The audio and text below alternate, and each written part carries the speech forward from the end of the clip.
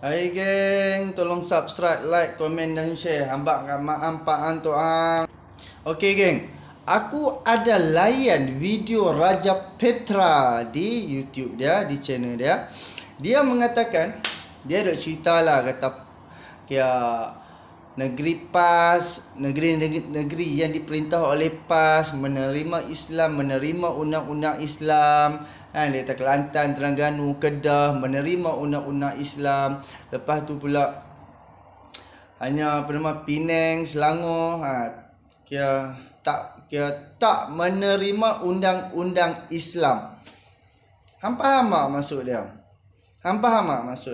Tapi okey, untuk soal undang-undang Islam ni, kita umat Islam wajib sokong undang-undang Allah, undang-undang daripada agama Allah, undang-undang Islam.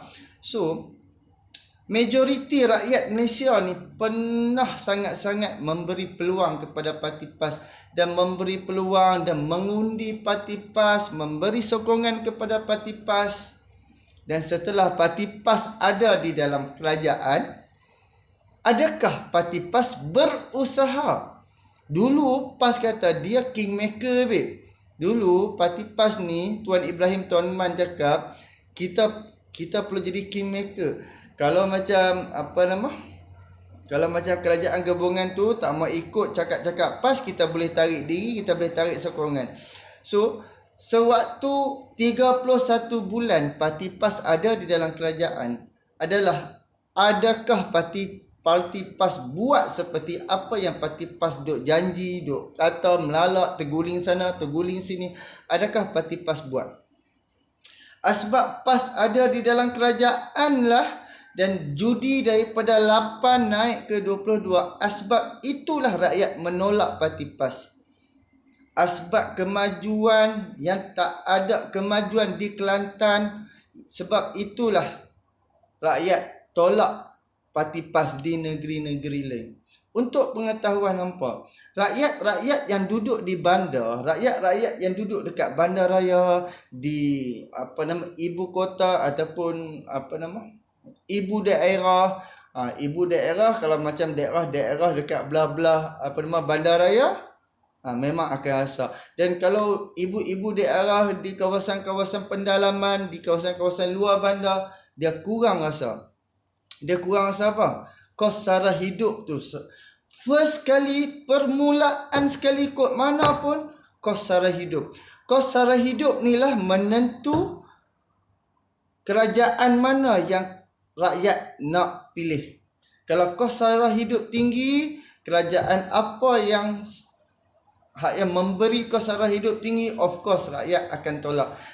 Tapi kalau kerajaan apa yang naik, kos sara hidup tak tinggi, kos sara hidup rakyat pun boleh kontrol, dan rakyat pun okey, lega, harga barang rendah, harga minyak, keperluan harian, keperluan makanan, minuman semua murah, dan mampu, rakyat tak akan bising dan rakyat akan terus mengundi parti itu. Berbeza di zaman parti PAS, apakah yang parti PAS buat? Apakah yang parti PAS memikirkan untuk keperluan rakyat? Adakah parti PAS berfikir untuk nak buat pertanian, untuk membuka peluang untuk rakyat, membuat pertanian dan jual di dalam negara? Adakah parti PAS memikirkan ekonomi rakyat daripada segi pertanian? Adakah parti PAS memikirkan kalau boleh import daripada luar, pergi cari yang murah, bagi boleh dapat stok yang banyak tapi dengan harga murah? Dan bila boleh masuk, sebab bila kita import barang luar, kita perlu import dengan harga barangan USD. So, pelbagai kita boleh perasan, kita boleh tengok undang-undang syariah macam mana, undang-undang macam mana untuk nak jauhkan daripada zina, daripada maksiat pun PAS buat tak tahu. Undang-undang disko, undang-undang umat-umat Islam yang duk pi masuk kelab, pi minum arak, keluar melilau sana sini, tak ada undang-undang langsung. Penjualan arak tak ada undang-undang langsung. Untuk pengetahuan hampa, arak tahu arak mabuknya tu dijual di kedai-kedai serba neka. dijual di kedai-kedai macam 7E dan juga KK Mark pun ada jual. Dan di situ tak ada tulis pun untuk 18 tahun ke atas. Ada setengah tulis adalah non halal. Ada kedai, ada 7E ataupun KK tak tulis apa pun, tak ada tulis non halal. Kira macam bukan untuk umat Islam ataupun umur 18 tahun ke bawah tak boleh beli. Apakah yang Parti PAS buat setelah 31 bulan berada di dalam kerajaan Perikatan Nasional Keluarga Malaysia? Jadi kita boleh nilai apa yang Parti PAS memikirkan untuk rakyat. Itu satu bab. Yang paling best sekali, bila ekonomi rakyat tu Parti PAS gagal kontrol, apatah lagi Han nak buat undang-undang Islam.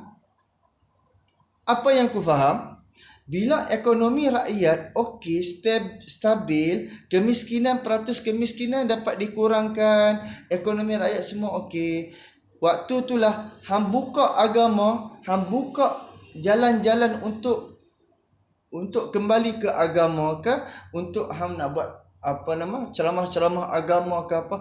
Sewaktu itu rakyat tak terpusu-pusu sanggup pergi bekerja daripada pergi ceramah. Sebab apa? Ekonomi rakyat tu kukuh. So lepas ni orang, contohlah macam kita macam ekonomi kita okey. Bila dah okey, kita tak perlu OT, kita tak perlu buat kerja-kerja overtime, kita tak perlu sampai buat 2 kerja 3 kerja. Kan, kita balik kerja, kita dah ada masa. Okey, lepas maghrib kita boleh pergi ceramah, kita boleh pergi dengar ceramah sampai lepas isyak, sampai ada kala boleh buat jemaah tabligh macam istikaf sampai esok pagi baru balik rumah. Kan? Tapi bila ekonomi rakyat tu kerajaan dah gagal memikirkan, lagilah rakyat, ada setengah-setengah rakyat ni dia lagi jauh dengan agama. Kan? Macam-macam lah kita nak cerita soal ni panjang sangat. So kita hanya berfikirkan, kalau daripada segi keperluan rakyat pun, rakyat yang susah, yang miskin ni pun tak dapat selesaikan, agak payahlah. Kalau rakyat ni boleh payahlah kalau nak cakap kan. Jadi itulah yang nombor satu sekarang, kita memikirkan ekonomi rakyat. Dan setelah ekonomi rakyat tu cantik, kita dapat laksanakan satu undang-undang Islam, kita dapat dapat kembangkan lagi agama Islam lagi cantik. Sebab rakyat waktu tu kan, contohlah kawan ni miskin, pening, kena bayar hutang, kena bayar macam-macam. Lepas tu aku nak pergi ceramah aku nak pergi ceramah ke aku nak pergi kerja. Kan, sampai tahap depa boleh fikir macam tu. Tapi contoh macam kita, ekonomi kita okey, cantik, kita ada masa yang terluang. Jadi bila kerajaan yang duk bawa Islam ni, yang duk kembangkan Islam ni, ketika itu buat event banyak-banyak, seperti mana kempen pilihan raya, seperti itulah ceramah sana sini apa semua. Kan, ceramah untuk agama Islam. Of course, bila ekonomi kita stabil, kita pun rasa okey, jom kita pergi ceramah. Sebab apa? Kita tak rasa terdesaknya dengan duit ringgit ni. Jadi itulah aku punya fahaman lah, aku punya fikiran lah. Jadi Parti PAS pun tak payah duk nak hukum orang, kafirkan orang, fitnah orang, kata ini melawan raja-raja Melayu lah, menentang Melayu lah, menentang raja-raja. Lepas tu fitnah, kata menerima rasuah, pemberi rasuah. Kalau ada, dipersilakan pergi buat laporan. Tak payah sembang fitnah. Hang tu serban ada dekat atas kepala. Janganlah memalukan imej agama Islam. Kita nak berpolitik, kita politik, tapi jangan memfitnah orang, jangan memalukan imej yang hang bawa di dalam politik hang tu. Hang bawa imej Islam, hang bawa wajah-wajah Islam, tapi mulut hang tak jaga. Hang kira macam membinatangkan orang, membuahkan orang. Hang Macam hang kata ke orang tu hang macam-macam sangat. Macam-macam sangat. So dia tak menguntungkan rakyat, malah dia merugikan rakyat dan dia akan menyakitkan hati rakyat. Jadi tolaklah Barisan Nasional dan tolaklah Perikatan Nasional, geng. Tak ada guna punya, geng. Depa semua memikirkan kuasa sebab of course lah depa boleh bersama dengan Perikatan Nasional. Kok mana bergaduh apa semua, depa boleh bersama juga di Kerajaan Persekutuan. Sekarang ni depa duk tengah berkempen politik ni. Hang kata kat aku kata kat hang, andai kata di antara depa nanti kerusi tak cukup apa semua, tahu-tahu depa bergabung juga. Jadi bila bergabung di antara sama-sama depa juga, bila bergabung sesama mereka juga, adakah akan berlaku seperti mana sebelum pembubaran parlimen ni? Cuba apa fikir? Kalau okey, lepas ni UMNO terpaksa bergabung juga dengan PAH satu, agak-agak apa yang akan berlaku juga? Jadilah macam zaman Ismail Sabri, zaman Muhyiddin Yassin jadi Perdana Menteri. Waktu itulah, oh kami nak Perdana Menteri. Tak boleh, Zahid nak Perdana Menteri. Jadi itulah, tak ada gunanya kestabilan yang macam tu. Oh, lepas tu nanti kata, oh kestabilan lah, bla bla bla bla bla. Lepas tu, oh bubar pula. Nilai sendiri lah, geng. But kita perlukan buat perubahan di dalam sistem kerajaan, sistem pengurusan kerajaan, sistem pengurusan kewangan, sistem pengurusan pendidikan, sekolah ke, pertanian ke. Kita perlu ubah. Kita perlu hasilkan ekonomi apa yang boleh daripada negara kita, daripada hasil bumi kita. Kita perlu mengekonomikan apa yang hasil yang ada untuk nak jimatkan. Sebab Barisan Nasional, jangan lupa, punca Barisan Nasional lah mata wang kita jatuh dan setelah rasuah daripada zaman Tun Mahathir lagi sampai zaman Najib, sampai zaman macam Muhyiddin Tun Mahathir PH, lepas tu naik Muhyiddin Yassin dan naik Ismail Sabri, disebabkan rasuah. ROS pada DOJ duk perhatikan kita, Bank Dunia perhatikan kita hari-hari, kan? Nampak aja kita tak okey, dia ni rasuah kuat ni, okey, jatuhkan mata wang dah. Nampak aja ni macam ni, jatuhkan mata wang dah, jatuhkan pelabur. Macam nasihatkan pelabur dah, suruh keluar daripada negara dah, pergi melabur dekat negara lain. Macam-macam boleh jadi. Disebabkan apa? Disebabkan pimpinan dalam negara ni yang tak beramanah. Jadi fikirkan Malaysia ni, dia tak dapat jadi rekod. Dia macam dia tak dapat buat rekod kekukuhan ekonomi macam di waktu zaman Anwar Ibrahim. 9 ke 10% waktu tu ekonomi sedang membangun gilanya.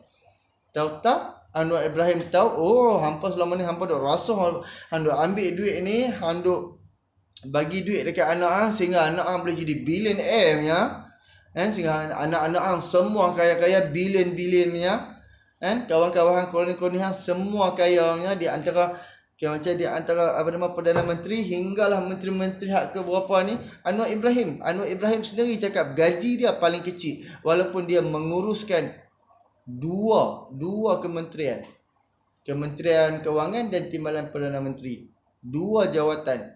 Gaji dia paling kecil sewaktu dia kena pecat, sebelum dia kena pecat. Jadi fikirlah, geng, tolaklah orang-orang yang gila kuasa, sebab mereka dah pernah rasa kuasa. Geng-geng lebay-lebay ni, padahal hasil kepada rakyat tak ada. Apakah hasil kepada rakyat? Aku nak tanya hampa, apakah hasil untuk rakyat? Setelah puluhan tahun dah ni mereka berkuasa, ataupun yang dah ada 2-3 tahun, apakah hasil kepada rakyat? Adakah mak ampak antuk hang senang? Fikirlah, kan? Adakah peluang-peluang pekerjaan untuk anak-anak hang disediakan? Ataupun bangla yang dia ambil luar negara tu, mula-mula bangla tu main Malaysia, ikutlah ejen dia. Lepas tu lari daripada ejen dia, buat kerja sendiri, mengisi kerja-kerja kosong anak-anak hang pada muka hang. Kalau daripada sistem pengurusan warga asing masuk Malaysia, pekerja asing masuk Malaysia pun tak boleh urus, Fikir lagi anak-anak hang mesti tak ada kerja punya. Aku tahu aku bahagian renovation saja. Kawasan-kawasan rumah kot belah KL ni. Pilih mana pun yang jadi toke, yang jadi kontraktor Indon Bangla yang ambil projek. Dan owner rumah sampai satu blok ni dua ada sampai 500 biji rumah pun dia pakai khidmat servis Bangla ni. Kalau cuba bayangkan kalau servis tu ditukar kepada orang Melayu, Bangla tu ditukar kepada orang Melayu, siapa yang menguntungkan? Sehingga kan Bangla tu dia panggil kawan-kawan dia mai, kawan-kawan dia kerja dengan dia tu tokek. Boleh naik Hilux semang kemah, pakai baju kemeja apa semua. Gila tak kan? Kita boleh nilai sendiri ya. Sepatutnya peluang ni untuk warga negara Malaysia, bukan untuk warga asing. Warga asing, pendatang asing hanya bekerja saja yang jadi dalam ni. Tapi mereka boleh jadi tokek. Gila kan? Jadi fikir-fikirkan tolak Barisan Nasional, tolak Perikatan Nasional, tolak GTA, Gerakan Tanah Air. Aku dah sebut gabungan Tanah Air, rupa-rupanya Gerakan Tanah Air. Jadi fikir-fikirkan, subscribe, like, komen dan share. Dan share kat mak, pak, antuan. Assalamualaikum.